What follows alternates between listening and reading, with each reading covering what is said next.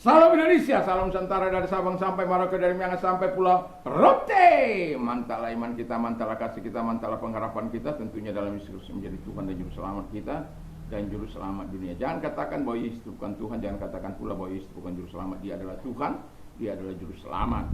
Kalau engkau percaya, engkau akan diselamatkan. Kalau tidak percaya, engkau akan dihukum. Yohanes 3 ayat 36. Dan juga Yesus sudah berkata, akulah jalan dan kebenaran dan hidup, tiada seorang sampai kepada Allah kalau tidak melalui aku, Yesus. Yohanes 14 ayat yang ke-6, Kisah Rasul 4 ayat 12, Petrus mengatakan, dan keselamatan tidak ada di dalam siapapun juga selain dalam Dia, Yesus Kristus, karena di bawah kolong langit ini tidak ada nama lain yang diberikan kepada manusia yang olehnya kita diselamatkan. Yohanes 3 ayat 16, karena begitu besar kasih Allah akan dunia ini sehingga Ia mengaruniakan anaknya yang tunggal supaya setiap orang percaya kepadanya tidak binasa melainkan beroleh hidup yang kekal. Mantap! Dan dengan hati percaya engkau dibenarkan, dengan mulut mengaku engkau diselamatkan. Haleluya. Puji nama Tuhan. Dan juga saya mau katakan kepada kita, semoga pagi ini kekuatan Tuhan, kekuatan Roh Kudus, kekuatan firman, kekuatan Yesus, kekuatan kita semua selalu dari Tuhan. Dan takut akan Tuhan, ketaatan kepada Tuhan menjadi bagian hidup kita dalam perjalanan hidup ini. Tuhan Yesus memberkati. Dan sebelum kita mendengarkan firman Tuhan, kita akan berdoa. Terima kasih Tuhan.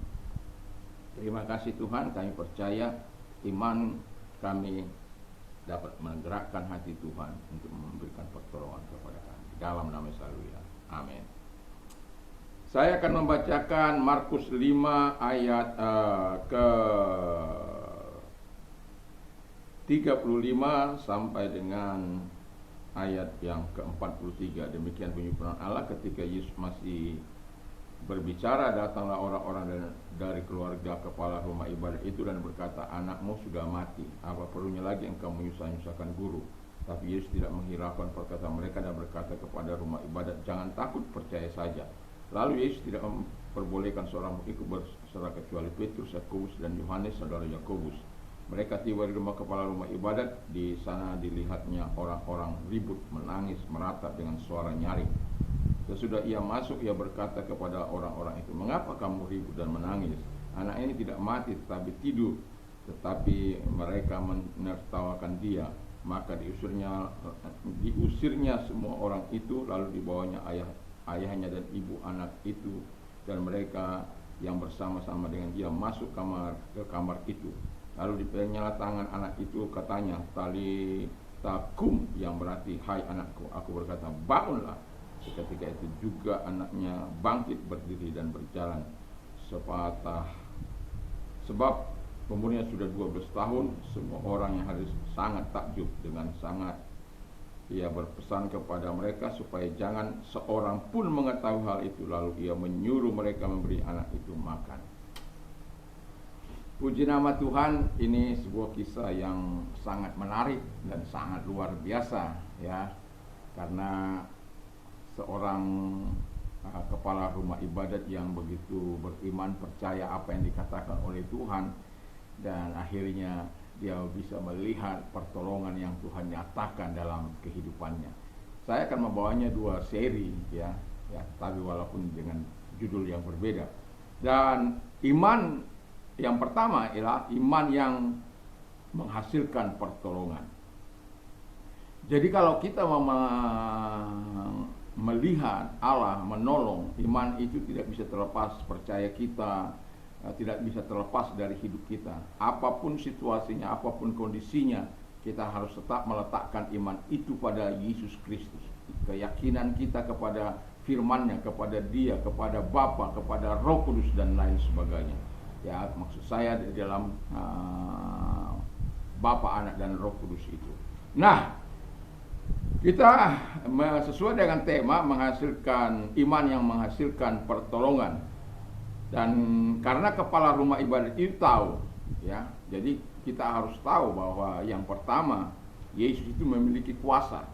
Ya, jadi kalau dia memiliki kuasa atas kematian, atas kehidupan, atas penyakit, atas setan, atau atas apapun persoalan-persoalan kehidupan kita, kalau kita tahu bahwa Tuhan mampu menyelesaikan, termasuk atas alam, ya, Dia punya kuasa untuk itu, menedukkan angin saja taat, ya, badai saja taat kepada Dia.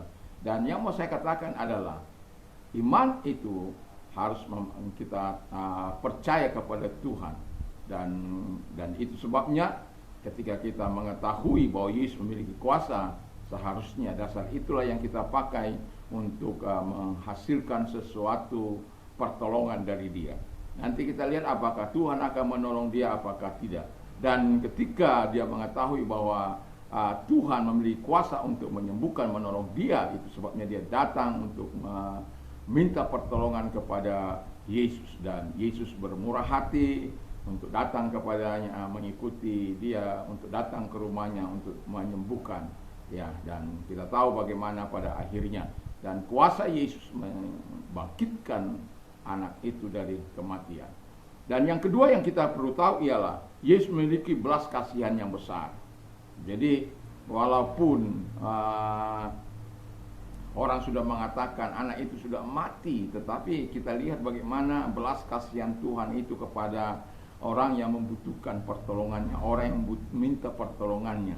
Dia penuh dengan belas kasihan, dari belas kasihan itulah dia bergerak, ya, dan sehingga dia mengatakan kepada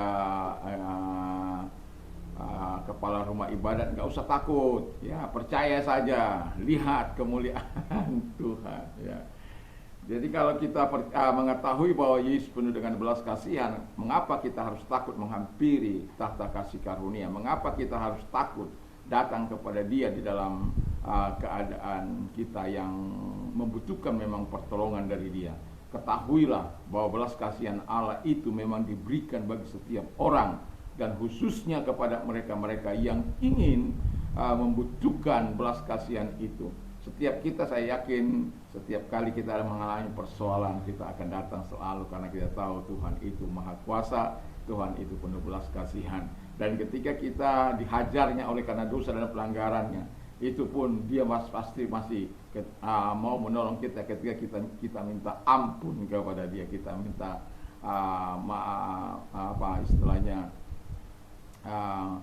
mengakui segala kelemahan dan kesalahan dosa yang sudah kita perbuat kepada Dia, sehingga Ia dengan belas kasihan yang begitu limpah, yang begitu besar, yang begitu luar biasa, sehingga Dia mengampuni kita, dan pada akhirnya kita akan melihat apa yang akan Dia kerjakan melalui dan di dalam kehidupan kita. Yang terakhir, Yesus bersedia menolongnya, ya, maksudnya menolong kepala rumah ibadat ini. Dan saya mau katakan sedikit kepada kita bahwa pertolongan ini di mana ada satu hal yang harus kita ketahui, bahwa kepala rumah ibadat ini ia punya pengharapan, ya. Jadi sehingga dia juga punya iman. Makanya ketika dikatakan sudah mati, dia tetap bersama dengan Yesus, karena Yesus sudah berkata jangan takut. Jadi dia tahu bahwa Yesus bersedia menolongnya. Dia tahu Yesus akan bersedia membangkitkan anaknya dari kematian. Itu sebabnya memang Yesus selalu bersedia untuk menolong siapapun. Yesus selalu ingin menolong siapapun yang meminta pertolongan kepada Dia, yang betul-betul mengharapkan pertolongan dari Dia. Dan itu sebabnya Tuhan sangat rindu menolong setiap umatnya. Dan kepala rumah ibadat ini pada akhirnya dia bisa melihat kemuliaan Allah. Tapi saya kagum karena apa? Ketika ada pertolongan itu, mujizat Allah itu, dan para yang menyaksikan itu, karena ada murid-muridnya di situ beberapa, dan ada juga di situ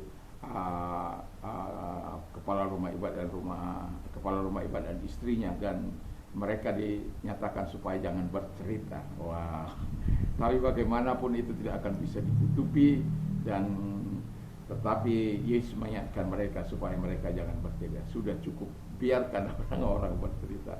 Dan karena apa? Mengapa Yesus tidak memarahi mereka? Mengapa Yesus toleran toleran kepada mereka-mereka yang mentertawakan dia. Karena dia hanya ingin berkata, kamu lihat nanti bahwa aku punya kuasa atas alam, atas kuasa jahat, atas iblis, atas kematian, atas sakit penyakit, apapun itu. Dan pada akhirnya dia membuktikan. Itulah sebabnya kita tidak perlu membalas yang jahat dengan yang jahat. Kita cukup menyatakan siapa diri kita, siapa hidup kita di dalam Kristus Yesus. Dan kiranya Tuhan Yesus memberkati kita. Semoga iman kita adalah iman yang menghasilkan pertolongan, yang betul-betul kita ketahui bahwa Yesus memiliki kuasa, Yesus memiliki belas kasihan, Yesus selalu bersedia untuk menolong kita. Kalau itu selalu terkonsep dalam hati kita, maka kita akan selalu menjaga hidup kita dalam kekudusan dan kebenaran. Karena Tuhan akan selalu menghargai orang-orang yang mentaati Dia. Mari kita tunduk kepala kita berdoa. Terima kasih Tuhan, kami bersyukur, kami berterima kasih kiranya firman-Mu yang sudah kami dengar, Kau materikan dalam hidup kami, sehingga kami terus beriman kepadamu. Dan kalau Engkau sakit, dan apapun sakit penyakitmu, dalam nama Yesus aku perintahkan segala sakit penyakit di dalam tubuh mereka. Mari Engkau tumpangkan tangan atas hidup mereka Bapa di surga. Dalam nama Yesus, mereka yang membutuhkan pertolongan Tuhan, dalam nama Yesus, tumpangkan tangan atas mereka, dan dalam nama Yesus perintahkan segala penyakit keluar. Dan oleh bilu-bilu Tuhan Yesus Engkau sembuh oleh kuasanya, Engkau sembuh oleh kuasa firman Allah, Engkau sembuh. Terima kasih Bapa di surga. Dan kalau Engkau sedang mengalami masalah dalam hidupmu, apapun, angkat kedua belah tanganmu, kita berdoa. Terima kasih. Paulus mengatakan keluar dari segala penderitaan itu sebab Tuhan yang melepaskan aku. Dan kami percaya keluar dari segala kesulitan kami karena Tuhan menolong kami. Dan itulah sebabnya Bapa di surga, kalau engkau orang yang mau didoakan, yang mengangkat tangan, mari kita berdoa. Terima kasih Tuhan, Kau lihat tangan-tangan yang diangkat kepadamu, dan Engkau adalah Allah yang siap menolong mereka dan memperhatikan setiap apapun dan kebutuhan mereka. Kami tahu Engkau adalah Allah yang siap sedia menjawab seluruh kebutuhan kami sesuai dengan kehendak-Mu. Terima kasih, kami tahu pertolongan-Mu sudah datang kepada mereka, kebaikan-Mu, sehingga setiap kami memuliakan Engkau. Dalam nama Yesus, haleluya. Amin. Tuhan Yesus memberkati kita, dan biarlah Allah senantiasa menyatakan kasih-Nya. Mantap, mantap, mantap. Selamat pagi, selamat berkah.